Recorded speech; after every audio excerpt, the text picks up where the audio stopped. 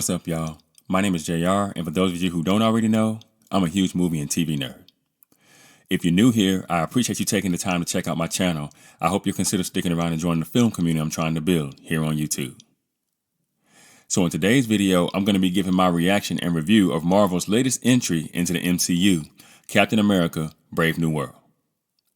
And just so you guys know, this video will contain some mild spoilers, so if you haven't gotten around to watching this movie yet and you don't want to know anything that happens in it, you might want to exit this video now. And with that being said, no more wasting time. Let's get into it.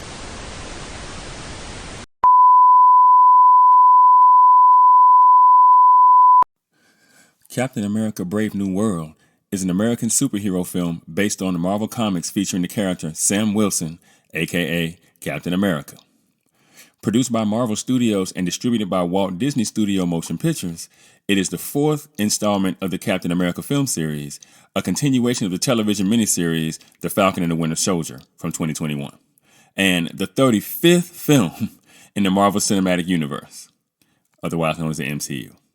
Now, the film is directed by Julius Onah from a screenplay by Rob Edwards and the writing teams of Malcolm Spellman and Dallin Moosen and Onah and Peter Glantz.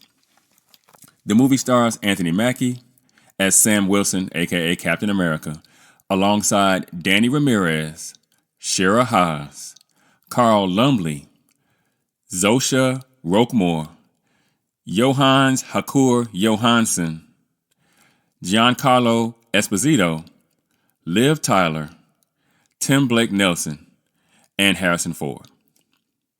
Now, in the film, Wilson finds himself at the center of an international incident. We'll just leave it at that.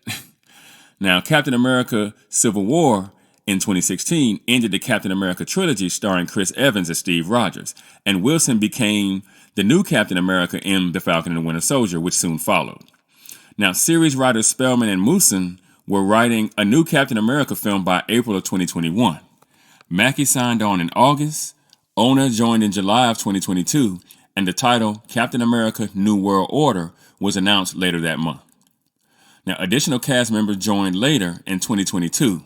Nelson returned from the second MCU film, The Incredible Hulk, in 2008, and Ford replaced William Hurt as Thaddeus Ross following Hurt's death. Now, Ross becomes the President of the United States and the superpowered Red Hulk in this particular film. Now, filming took place from March to June of 2023 at Trillis Studios in Atlanta, Georgia, with additional filming in Washington, D.C. The subtitle was then changed to Brave New World during filming.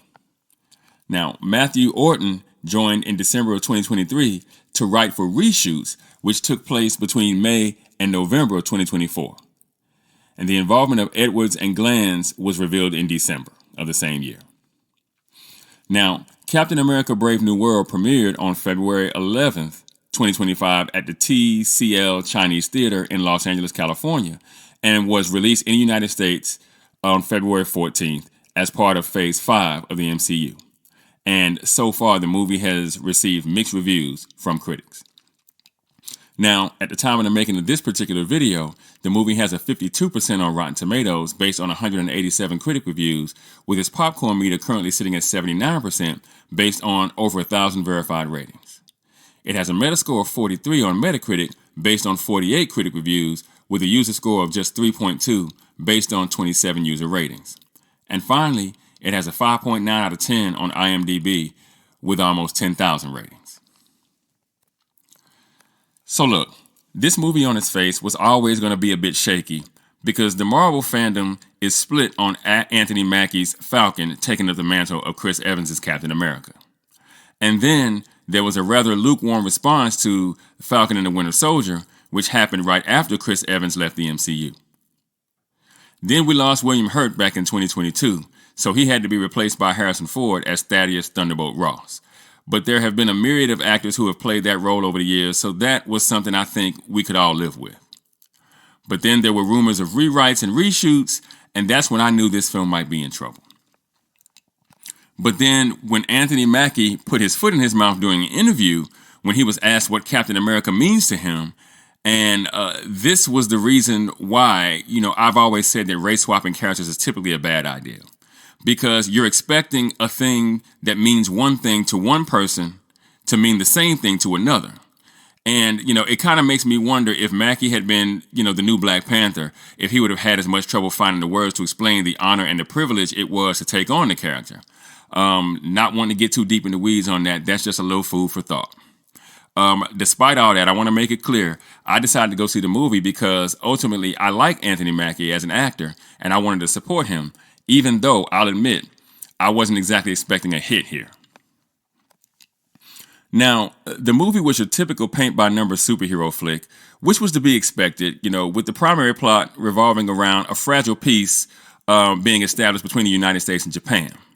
And the film's secondary plots involve Sam struggling still with trying to fill Steve Rogers' shoes, and now President Ross longing to reconcile with his daughter, Betty. You may remember her from the Incredible Hulk film back in 2008, which this movie is tied loosely to, as well as the Eternals film from 2021. Now, I thought Mackie's performance here was serviceable, right?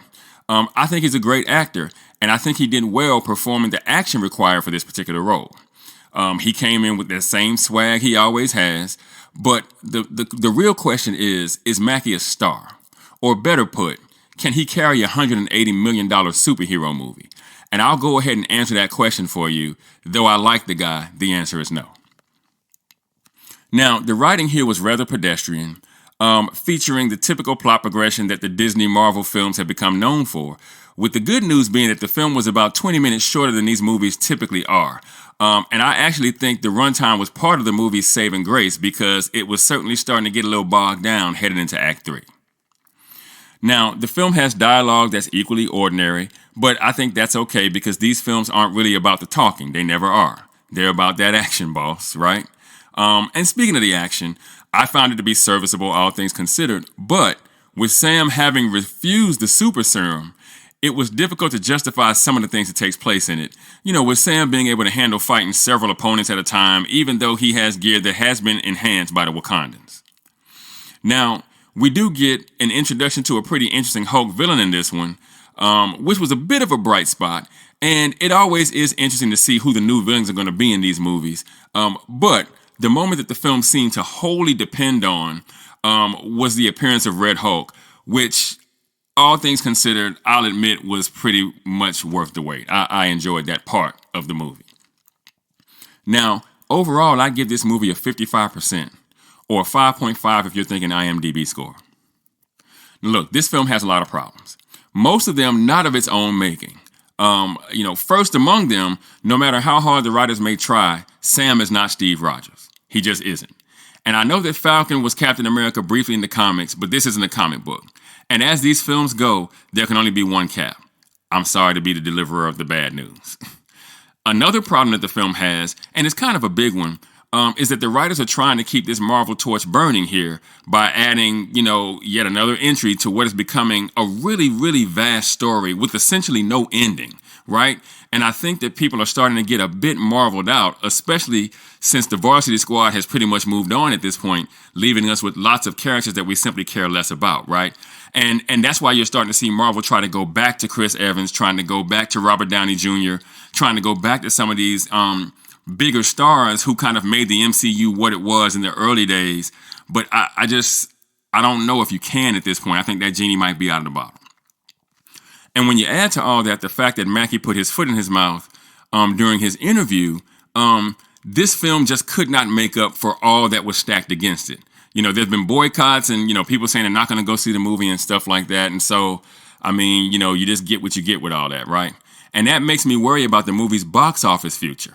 Now, my feeling is, unless you're a diehard Mackie supporter, you can wait to see this one when it hits streamers, as it's clearly a film that's meant to be a bridge to something much more interesting, like Avengers 2.0 in Doomsday, or maybe even the Disney version of the X-Men. But what do you guys think? Have you had a chance to go and see Captain America: Brave New World yet? If you have, what did you think of the movie? Let me know in the comments. And for those of you that might be new to the channel, be sure to like and share this video. If you really like the content, be sure to subscribe and hit that notification bell. That way you'll be notified whenever I drop a new video. You can also support the channel by leaving a super thanks now. If you should be so inclined, I'd greatly appreciate it. Also, Be sure to go and check out themadScreenwriter.com for more television and film reviews and info on my upcoming film projects. And with that, I'm going to go ahead and get out of here. I got screenplays to write. And I'll catch y'all in the next video.